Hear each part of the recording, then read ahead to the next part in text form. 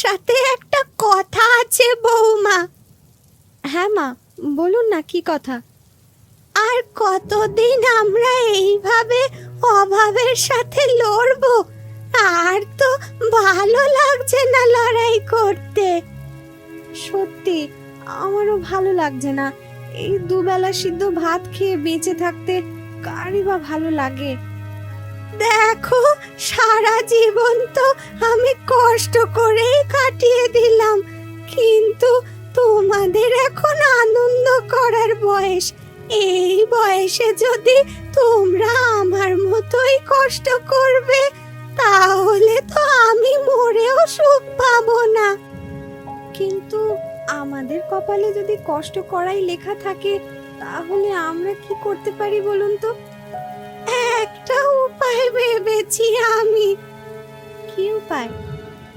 দেখো, রতন তো এমনিতেই মাছ ধরতে পারে, তাই ওকে বুঝিয়ে বলো যে বর্ষার সময় ইলিশ মাছের দাম অনেক চড়া থাকে, তাই একটু কষ্ট করে ইলিশ মাছ ধরে বাজারে বিক্রি করতে। তাতে আমরাও ইলিশ মাছ খেতে পারবো, আর সেগুলো বিক্রি করে বাড়িতে টাকাও আসবে। আর সেই টাকাতে সংসারটা কদিন ভালো করেই চলতে পারবে। সেই জন্যই তো বলছি, ওকে বুঝিয়ে বলো। তুমি একটু বোঝালে নিশ্চয়ই বুঝবে।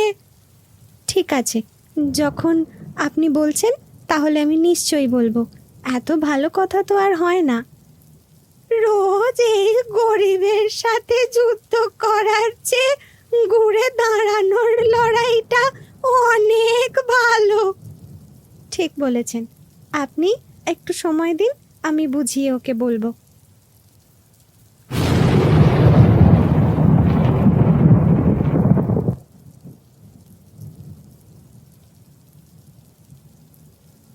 আজ একটু ভালো কিছু রান্না হয়নি?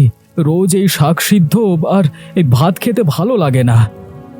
ভাঙা বাড়িতে থেকে তুমি তো আর বিরিয়ানি খেতে পারবে না রোজ। রোজ না হোক, মাঝে মাঝে একদিন দুদিন অন্তত একটু ভালো খাবার পেলে মনটা ভালো লাগে।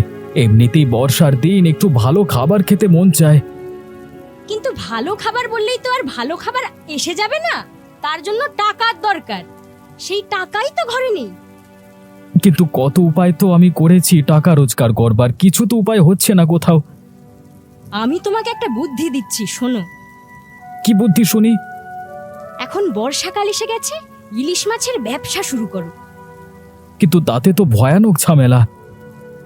ব্যাস, শুরু হয়ে গেল তো। কোনো একটা কথা বললেই তার পিছন থেকে ঝামেলার কথা বারবার কেন আনো তুমি? তুমি যদি কোনো জিনিসের মধ্যে শুধুমাত্র সমস্যা দেখো, তাহলে কোনোদিন সেটা সমাধান করতে পারবে না। কিন্তু তোমার জানা উচিত যে মাছ ধরবার জন্য একটা ভালো নৌকা দরকার। আমার কাছে তো সেটাও নেই। যেখান থেকেই হোক তুমি জোগাড় করে এই ব্যবসাটা করা শুরু করো। এটাই একমাত্র আমাদের উদ্ধার করতে পারে। ঠিক আছে, দেখি যদি একটা নৌকার ব্যবস্থা করতে পারি কষ্ট করে। চেষ্টা নয়, তোমাকে করতেই হবে, না হলে আমরা ভেসে যাব একেবারে। ঠিক আছে, তুমি চিন্তা করো না, যতটা করবার হয় আমি নিশ্চয়ই করব। কথা দিলে কিন্তু আমাকে, পরে কিন্তু কথার খেলাপ করতে পারবে না। না গো না, আমার কি নিজের ভালো লাগে এই এত কষ্ট? তোমাকে যখন কথা দিয়েছি তখন আমি সেটা নিশ্চয়ই রাখবো, তুমি একদম চিন্তা করো না।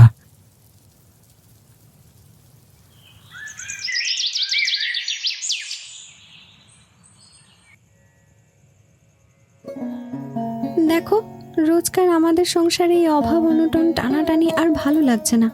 তোমাকে একটা কিছু করতে হবে, কিন্তু আমাদের এই কষ্ট দূর করার জন্য মা আর আমি দুজনেই ভয়ানক কষ্টের মধ্যে দিয়ে যাচ্ছি। তোমার কি মনে হয় কষ্ট আমি পাচ্ছি না?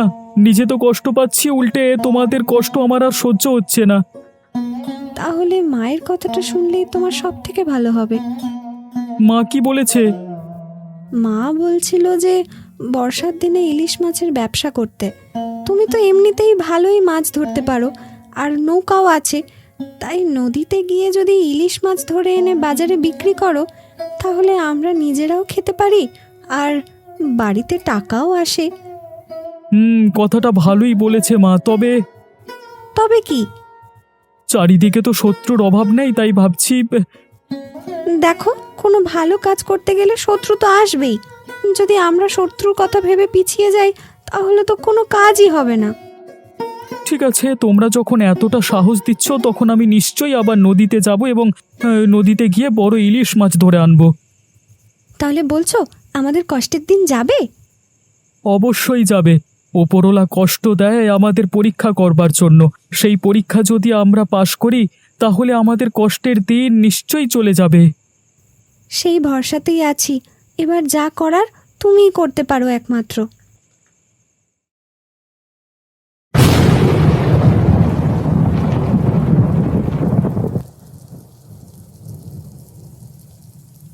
হরিপদবাবু, আপনার কাছে একটা বিশেষ আবদার নিয়ে এলাম।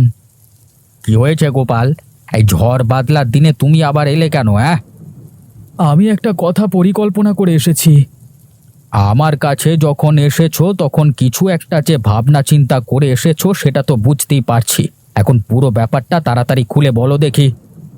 আপনার বৌমা বলছিল আমাদের সংসারের উন্নতিতে মানে ইলিশ মাছের ব্যবসা করতে, কিন্তু আমার কাছে তো নৌকা নেই নিজের, তাই আপনার কাছ থেকে নৌকাটা নিয়ে গিয়ে ব্যবসা করতে চাই। তবে তুমি ভাবলে কেন যে তোমাকে আমি নৌকা দেব? দেখো বাবা, আমার নৌকা খুব প্রিয় জিনিস। ওই জিনিস আমি কাউকে এমনি এমনি দিই না। এমনি এমনি আপনার থেকে নেব না, আপনি যা মূল্য চাইবেন সেটা দিয়েই নেব। আর যেদিন মাছ একটু বেশি হবে সেদিন আপনাকেও দেব। শুধু একটাই অনুরোধ যে আমার নতুন ব্যবসা, তাই আশা করি একটু কম করে নিলে ভালো হয়। কিন্তু টাকা পয়সার উপরেও যে ব্যাপারটা হচ্ছে, তুমি আদৌ ভালো করে নৌকা চালিয়ে মাছ ধরতে পারো না। আমার যদি নৌকার কোনো ক্ষতি হয়ে যায় সেই জরিমানা কে দেবে? তার থেকে ভালো এই গ্রামের রতন ভালো নৌকা চালায়, যদি প্রয়োজন হয় আমি ওকে দিতে পারি। আমি আপনার পায়ে পড়ছি হরিপদবাবু, ওকে দেবেন না। আমি আপনাকে টাকা দিতে রাজি আছি এবং আমি আপনাকে কথা দিচ্ছি আপনার নৌকার কোনো ক্ষতি হবে না। ঠিক আছে, তুমি যখন বলছো তখন আমি তোমাকে দেব, তবে দায়িত্ব নিয়ে চালাতে হবে কিন্তু বাবা। একদম সম্পূর্ণ দায়িত্ব নিয়ে আমি চালাবো। ঠিক আছে, তুমি এখন যাও, টাকা পয়সার ব্যাপারটা ভাবনা চিন্তা করে আমি তোমার বাড়িতে জানিয়ে দেব। তারপরের দিন মানে দিন কয়েকের মধ্যে টাকা পয়সা দিয়ে নৌকা যে মানে নিয়ে যাও আর কি, ঠিক আছে? আপনার এই কথাতে মনে অনেকটা ভরসা পেলাম, ধন্যবাদ।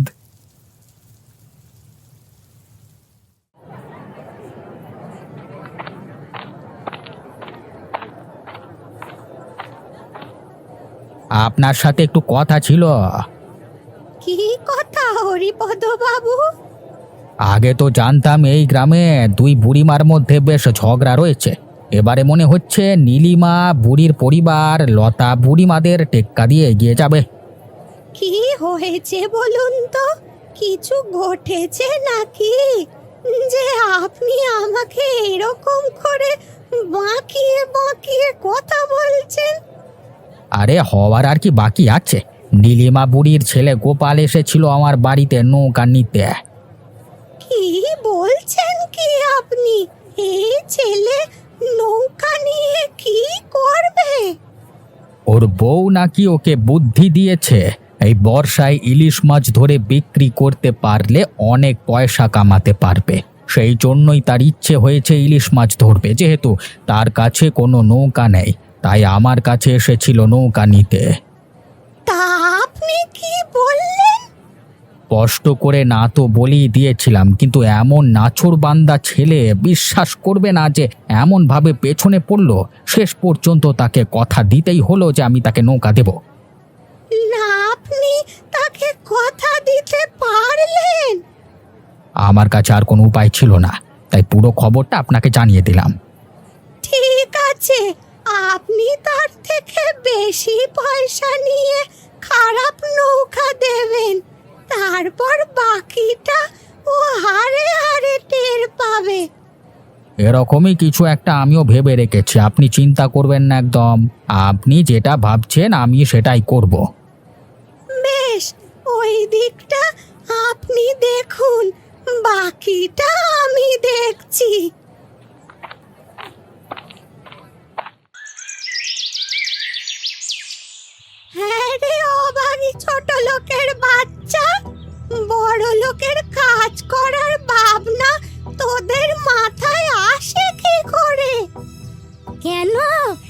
নিজেদেরকে খুব বড় লোক মনে করিস? বস্তির মেয়ে কোথাকার!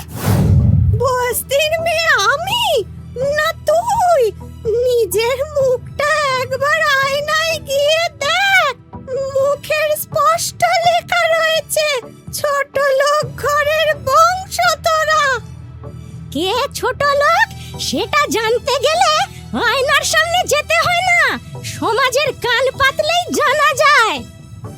আর সেই জন্যই তো কান পাতলে শুনতে পাচ্ছি যে নিজে মাছ ধরতে না জানলেও তোর ছেলের ইচ্ছে হয়েছে আমাদের টেক্কা দেওয়ার জন্য ইলিশ মাছ ধরে ব্যবসা করবে। মরবে মরবে বলছি, যে সব মরবে একেবারে এক ধার দিয়ে। নদীকে তো চেনে না, যখন মরবে তখন বুঝবে। তোর অভিশাপে আমাদের কিচ্ছু হবে না। কথায় আছে না, শকুনের অভিশাপে গরু মরে না, সেই অবস্থা হবে তোর। দেখা যাবে, উপরওয়ালা বসে আছে সবার মাথার ওপরে। তোরা না খেতে পেয়ে মরবি, আমি বলে রাখছি। কে কি বলে রাখে সেটা সঠিক সময় জানা যাবে। আমার ছেলে যখন বলেছে ব্যবসা করবে, সে করবেই। নদী কারুর বাবার সম্পত্তি নয়। অন্যদের বাবার কথা জানি না, তোর বাবার তো নয়। তোর বাবা যে ভালো জিনিসের জন্ম দেওয়ার ক্ষমতা ছিল না, সেটা তোকে দেখলেই বোঝা যায়। বাবাকে নিয়ে একদম কথা বলবি না বলে দিচ্ছি। কেন গায়ে লাগে? বাবা যদি তোর ভালো হতো তাহলে তোর মতো একটা রাস্তার মেয়েকে জন্ম দিত না। এখন মনে হয় তুই বাপের মেয়ে। আমি আজকেই আমার বৌমাকে গিয়ে বলবো তুই আমাকে এরকম অপমান করেছিস। তারপর কিভাবে এর প্রতিশোধ নিতে হয় আমার জানা আছে। তুই কি ভাবছিস আমার বৌমা হাতে চুড়ি পরে বসে আছে? আমিও বলবো এর একটা হেস্ত নেস্ত করে তবেই ছাড়বো।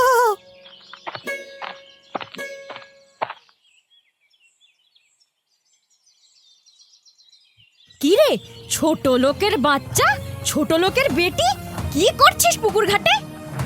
আমাকে ছোট লোক বলছিস? তোরা ছুঁলে জল অশুদ্ধ হয়ে যায় জানিস? দূর হয়ে যায় এখান থেকে। কে দূর হয়ে যাবে সেটা তুই ঠিক করে দিবি নাকি? তুই কি এই পুকুরের মালিক? আমি মালিক হই বা না হই, তুই আমার শাশুড়িকে অপমান করার কে? তাহলে আমার শাশুড়ি কি হাওয়ায় উড়ে এসেছে নাকি, যে তুই দুবেলা যখন ইচ্ছা গালাগাল দিবি আমাদের বংশ তুলে? চেনা আছে তোদের বংশ, রাস্তার ধারে ফুটপাতের বংশ তোরা। মরণ হয় না তোর? তোদের মতো লোকের মরে যাওয়া উচিত। কত ভালো ভালো লোক মারা যাচ্ছে, অথচ তোদের মতো লোকের কবে যাওয়া উচিত ছিল। মরবে মরবে তোর বুড়ি শাশুড়ি, আমরা কেন মরবো? যেদিন তোর শাশুড়ি মরবে সেদিন দেখবি কাকে শুনে ওর মাংস খেয়ে দেখবে না। কি বললি তুই? দাঁড়া। ওরে বাবা রে, মেরে ফেললো রে। আমার চুল ছাড় বলে দিচ্ছি, না হলে দেখ তোকে আমি কি করি। ছেড়ে দে বলছি, আমাকে ছেড়ে দে। ছাড়বো বলে কি আর ধরেছি? তোকে যতক্ষণ না আসল মজা দেখাতে পারছি ততক্ষণ তোকে আমি ছেড়ে দেব না। আর তোকেও আমি আজকে ছেড়ে দিচ্ছি না, শেষ করে দেব আজকে আমি তোকে। যতক্ষণ না এর একটা শেষ হচ্ছে ততক্ষণ আমিও তোকে ছাড়বো না।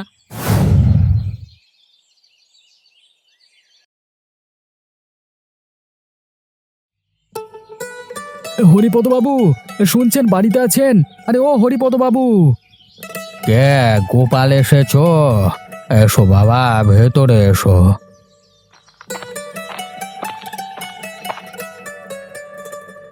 আপনি বলেছিলেন তাই টাকা নিয়ে এসেছি আপনার জন্য নৌকা নিতে। আমি আর ওই টাকার কি করব বাবা, আমার তো শরীর খারাপ প্রচণ্ড, আমি মারা যাব এবারে। কি উল্টোপাল্টা বলছেন আপনি? কেন মারা যাবেন আপনি? অনেক পাপ হয়ে গেছে বাবা জীবনে, বুঝতে পারিনি। আপনি কেন পাপ করতে যাবেন? এই গ্রামের সব থেকে সৎ মানুষ আপনি। বাইরে থেকে দেখলে সবাইকে সৎ মনে হয়, আসলে আমরা কেউ সৎ নয়, বুঝলে তো। কি হয়েছে বলুন তো? কিসের এত অনুশোচনা আপনার? যেটা বলতে চাইছি সেটা মন দিয়ে শোনো। আমি তোমার কাছে কিছু স্বীকারোক্তি করতে চাই। হ্যাঁ হরিপদবাবু, বলুন কি বলবেন। যেটা বলতে চাই সেটা হচ্ছে যে তুমি যখন আমার কাছে নৌকা চাইতে এসেছিলে, তখন আমি লতা বুড়িকে সব কথা বলেছিলাম। সে আমাকে বুদ্ধি দিয়েছিল তোমাকে খারাপ নৌকা দিয়ে অনেক বেশি টাকা নিতে এবং তোমাকে ঠকাতে। সেই নৌকা নিয়ে তুমি যদি নদীতে যেতে তাহলে নির্ঘাত মারা যেত। কি বলছেন কি আপনি? এত বড় কথা ওরা ভাবতে পারলো? আমার কাছে তো ভালো নৌকা নেই, তাই আমি তোমাকে নৌকাও দিতে পারবো না, আর টাকাও নেব না তোমার কাছ থেকে। তুমি একটু সাবধানে থেকো এবার থেকে। আমার খুব কষ্ট হচ্ছে গো, আমি আমি চললাম। তুমি চিন্তা করবেন না হরিপদবাবু, আপনার কিচ্ছু হবে না।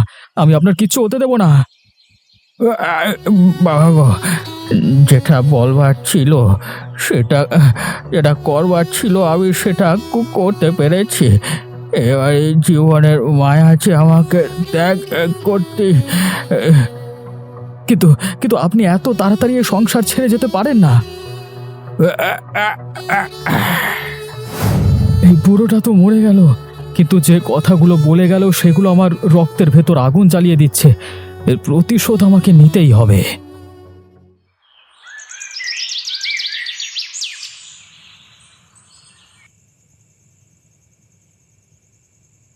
তুমি যে সেদিন আমাকে কথা দিলে তুমি নতুন ব্যবসা করবে ইলিশ মাছের, কি হলো তার? আমার মাথার ভেতরে সব গন্ডগোল হয়ে গেছে। কি হয়েছে তোমার? আমি হরিপদ বাবুর কাছে গেছিলাম টাকা নিয়ে নৌকা নিতে। আজকে যখন টাকা দিতে গেলাম তখন দেখলাম হরিপদ বাবু আমার সামনে মারা গেলেন।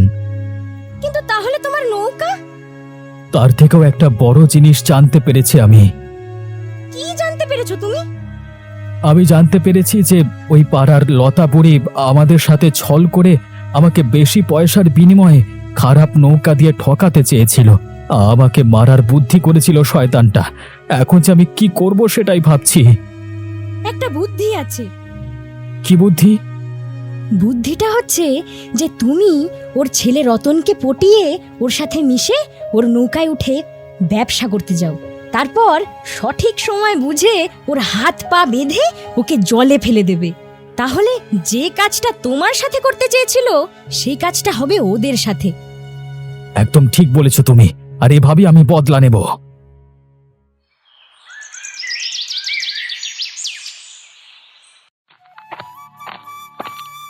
রতন, তোমার সাথে একটা কথা ছিল আমার। আমার সাথে আবার তোমার কি কথা থাকতে পারে? আমাদের পারিবারিক শত্রুতা, তার বদলে আমাদের মধ্যে আবার কি কথা হতে পারে? দেখো, যা শত্রুতা তা আমাদের মায়েদের মধ্যে, তবে আমাদের মধ্যে সেই খারাপ সম্পর্কটা না থাকাই ভালো। হঠাৎ করে তোমার মাথায় যে এত ভালো বুদ্ধি এলো? তার কারণ হচ্ছে যে তুমিও গরিব আর আমিও গরিব, আর দুজনে মিলে যদি আমরা এক নৌকাতে উঠে ব্যবসা করতে পারি তাহলে দুজনেই বড় লোক হতে পারবো।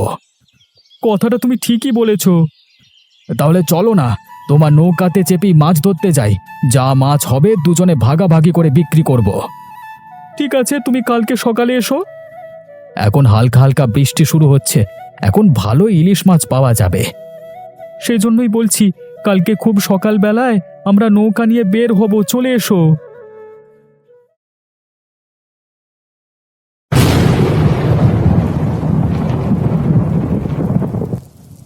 রতন রে, কি ভয়ানক অবস্থা রে নদীর। হঠাৎ করে তুফান এসেছে ভাই, কি করব?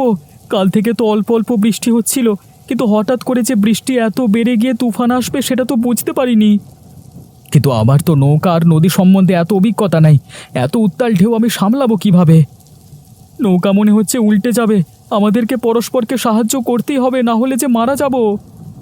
ভাই ভাই, আমি তোমাকে এই বিপদের মুখ থেকে একটা কথা বলতে চাই। আমার খুব ভয় করছে, জানি না এরপর আমি বেঁচে থাকবো কিনা। তাড়াতাড়ি বল ভাই, আমাদের হাতে সময় নেই। আমাদের পারিবারিক হিংসার কারণে তোমার মা আমাকে মারতে চেয়েছিল, আর আমিও তোমাকে মারবার জন্য এই নদীতে নিয়ে এসেছিলাম। কিন্তু ভাই, আমাকে ক্ষমা করে দাও। এখন যদি আমরা পরস্পরের সাথে মিলেমিশে না থাকি তাহলে দুজনেই মারা যাব।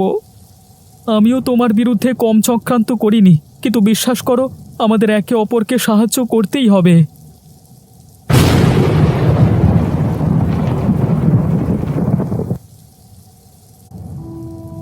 ওরে বাবা রে, মরে গেলাম রে, ওরে বাবা! সামলে থেকো, নৌকা উল্টে গেল। এসো ভাই, আমরা হাত ধরাধরি করে থাকি, না হলে দুজনেই ডুবে যাব। তুমি আমার হাত ধরো, আমি ডুবে যাচ্ছি যে। একটুখানি অপেক্ষা করো ভাই, আমি আসছি তোমার কাছে। বাঁচাও, বাঁচাও, মরে যাচ্ছি, বাঁচাও!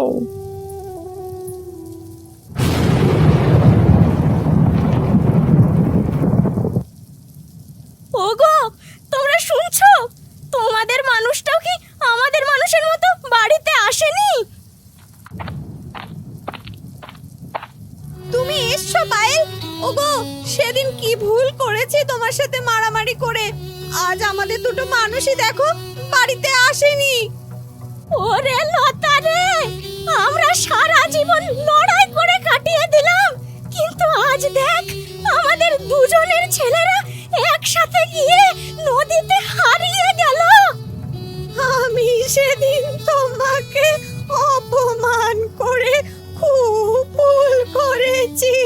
হয়তো সেদিন ভুলেই আজকে উপরওয়ালা আমাদের এই শাস্তি দিচ্ছেন। আমরা সেদিন কুকুরের মতো লড়াই করেছি গ্রামে। এই বাজে কাজ আমাদের করা উচিত হয়নি। আজ এই মানুষগুলো হয়তো আমাদের পাপেই চলে গেল রে। আমি বিশ্বাস করি কোথাও যেতে পারে না।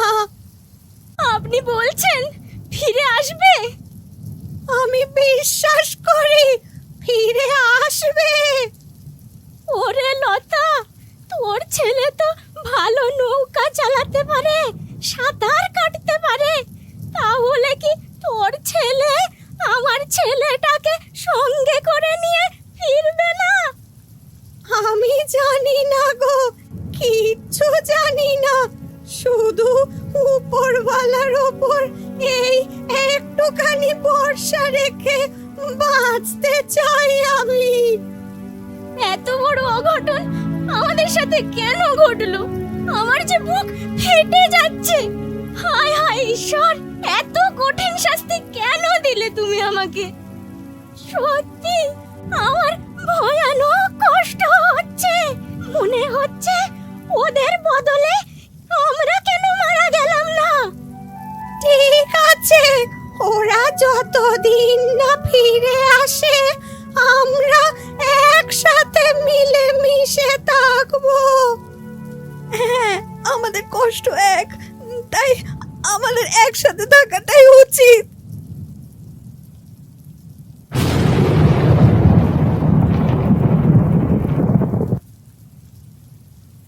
মা, বাড়ি আছো মা? চিন্তা করো না মা, আমি এসে গেছি।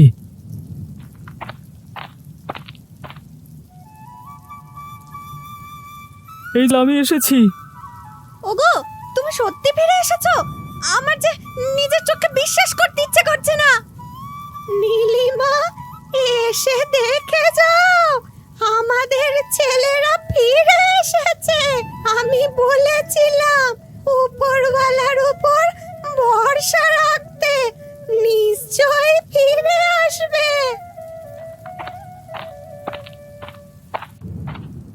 ওরে বাবা রে, তুই এখনো বেঁচে আছিস রে বাবা। আমি তো আশা ছেড়ে দিয়েছিলাম তোকে এই জন্মে আবার দেখতে পাবো বলে। আমি তো মরেই যাচ্ছিলাম। গোপাল যদি না থাকতো তাহলে আমাকে কেউ বাঁচাতে পারতো না। অথচ এই গোপালের নামেই আমরা কত খারাপ খারাপ কথা বলেছি। আজ তুই আমার ছেলের জীবন বাঁচিয়ে প্রমাণ করে দিলি তুই মানুষের মতো মানুষ। আমি শুধু সেটাই করেছি যেটা আমি করতে পারি। আমি নিজেও মারা যেতাম যদি রতন না থাকতো। কত উত্তাল তুফানের মধ্যে কারো একা বেঁচে থাকা সম্ভব নয়। আমরা পরস্পরকে সাহায্য করে বাঁচিয়ে রেখেছিলাম।